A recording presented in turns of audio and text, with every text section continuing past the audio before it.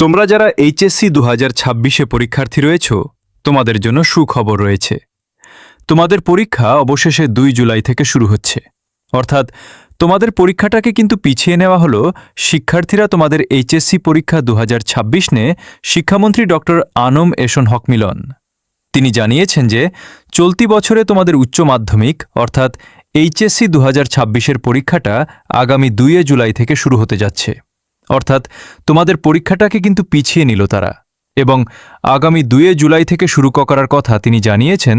শিক্ষার্থীরা এর আগে আন্তঃশিক্ষা বোর্ড সমন্বয় কমিটি তারা সভার মাধ্যমে নির্ধারণ করেছিল যে তারা বলেছিল যে 7 জুন থেকে পরীক্ষা শুরু করার জন্য প্রাথমিকভাবে বোর্ড থেকে কিন্তু সিদ্ধান্ত নেওয়া হয়েছিল, কিন্তু রুটিন সহ বেশ কিছু সমস্যার কারণে আসলে এটাকে পিছিয়ে নিতে হলো।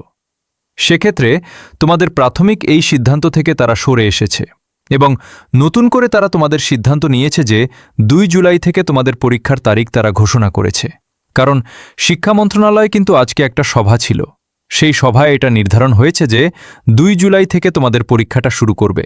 আর সেক্ষেত্রে এবারে কিন্তু দেশে তোমাদের 9টা সাধারণ শিক্ষা বোর্ড সহ যে 11টা বোর্ড রয়েছে কারিগরি ও মাদ্রাসা মিলে সব বোর্ডে কিন্তু একই প্রশ্নে পরীক্ষা হবে।